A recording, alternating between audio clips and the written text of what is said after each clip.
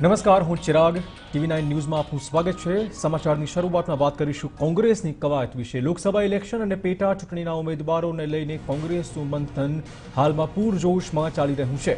અમદાવાદ પ્રદેશ કોંગ્રેસ કાર્યાલય ખાતે કોંગ્રેસ પ્રદેશ પ્રમુખ અમિત ચાવડાની આગેવાનીમાં ઉમેદવારોના નામ પર ચર્ચાઓ થઈ રહી છે। તાલાલા વિધાનસભાની પેટા ચૂંટણી અંગે આગેવાનોએ કોંગ્રેસ પ્રદેશ પ્રમુખને રજૂઆત કરી છે કે ભાનુ વઘાસિયાને ટિકિટ આપવામાં આવે। ભાનુ વઘાસિયા તાલુકા કોંગ્રેસના 12 વર્ષ સુધી પ્રમુખ પણ રહી ચૂક્યા છે। આ ઉપરાંત વઘાસિયા 5 વર્ષ માટે તાલાલા તાલુકા પંચાયતના પ્રમુખ પણ રહી ચૂક્યા છે। આ તરફ રાજકોટ લોકસભા બેઠક માટે શિવરાજ પટેલના નામની ચર્ચા છે। મહત્વપૂર્ણ છે કે શિવરાજ પટેલ ખોડલધામના પ્રમુખ નરેશ પટેલના પુત્ર છે। તો આ સંપૂર્ણ કવાયત વિશે વધુ વાત કરવા જોડાશે અમારા સંવાદદાતા દીપેન પઢિયાર। દીપેન, ખાસ તો રાજકોટ અને તાલાલા પેટા ઇલેક્શન આની ચર્ચાઓ થઈ રહી છે, કઈ દિશાની ચર્ચાઓ છે?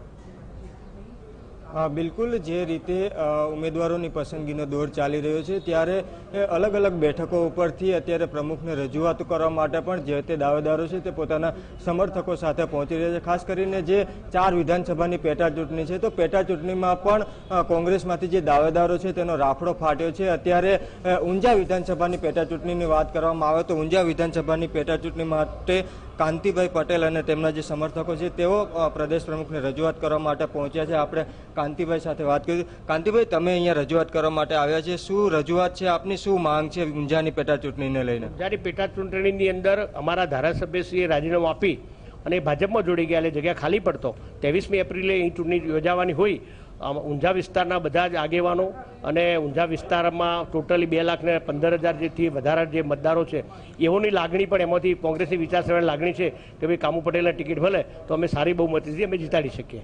તમારા સિવાય પણ કેટલા દાવેદારો છે ત્યાં? કેમ કે ઘણા બધા દાવેદારોએ દાવેદારી કરી છે, તમને શા માટે ટિકિટ મળે? ટોટલી 18 જણે ટોટલ આપી છે અને ઊંઝાની અંદર મને ટિકિટ કેમ મળે એનું કારણ છે કે છેલ્લા ઘણા વર્ષોથી કોંગ્રેસ સાથે છું, કોંગ્રેસની વિચારસરણીથી જોડાયેલો છું અને કોંગ્રેસમાં ટિકિટ મને ગઈ વખત 17માં પણ માગી હતી, 12માં માગી પણ પાર્ટી નહીં આપી, છતાં પણ કોંગ્રેસનું જ કામ કર્યું છે, ગુજરાત બીજો વિચાર આવ્યો નથી। એટલે હું એવું વિચારું છું કે આપણા વિસ્તારના મતદારોનો મારા પર ભરોસો વધારે રહેશે અને હું એમાં સારી બહુમતી જીતી શકીશ। બિલકુલ, તો ઊંઝામાં ટિકિટની માંગ છે, 18થી વધારે દાવેદારો ઊંઝામાં છે। તો તાલાળાની જે પેટા ચૂંટણી છે તેને લઈને પણ તાલાળાના જે માજી પ્રમુખ છે જિલ્લા તાલુકાના તેમણે પણ ભનુભાઈ વઘાસિયાએ પણ પેટા ચૂંટણીમાં ટિકિટ માટે માંગણી કરી છે। આ ઉપરાંત રાજકોટની વાત કરવામાં આવે લોકસભાના લઈને રાજકોટમાં પણ સમીકરણો છે તે બદલાયા છે।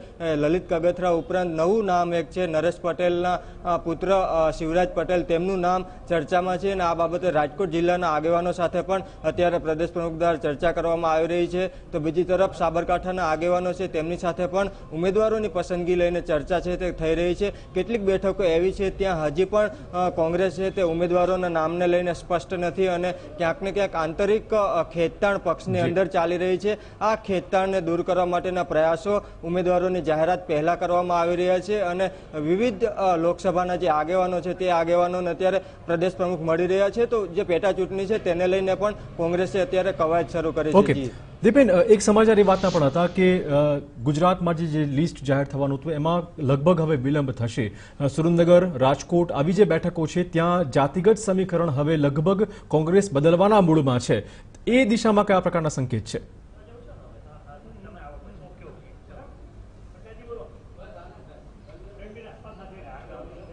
બિલકુલ, ખાસ કરીને રાજકોટ હોય, જામનગર હોય, જૂનાગઢ હોય, બનાસકાંઠા હોય, મહેસાણા હોય, પાટણ હોય, આ તમામ બેઠકો એવી છે ત્યાં કોંગ્રેસ હરીફ પક્ષ છે તે ક્યાં ઉમેદવારને મેદાને ઉતારે છે તે માટેની રાહ જોઈ રહી છે। તો બીજી તરફ જે જાતિગત સમીકરણો છે, ખાસ કરીને રાજકોટની વાત હોય તો રાજકોટમાં કોળી અને પટેલ છે, તો જામનગરમાં પણ આહિર અને પટેલ છે, તો જૂનાગઢમાં પણ આહિર અને કોળી છે, તેમની વચ્ચે જંગ છે। તો ક્યાં કઈ જ્ઞાતિના ઉમેદવારને ટિકિટ આપવાથી વધારે? બિલકુલ, ધન્યવાદ અમિત, ધન્યવાદ દીપેન તમામ જાણકારી બદલ। આપને ફરી કહી દઈએ કે કોંગ્રેસનું લિસ્ટ વિલંબમાં મુકાઈ શકે તેમ છે।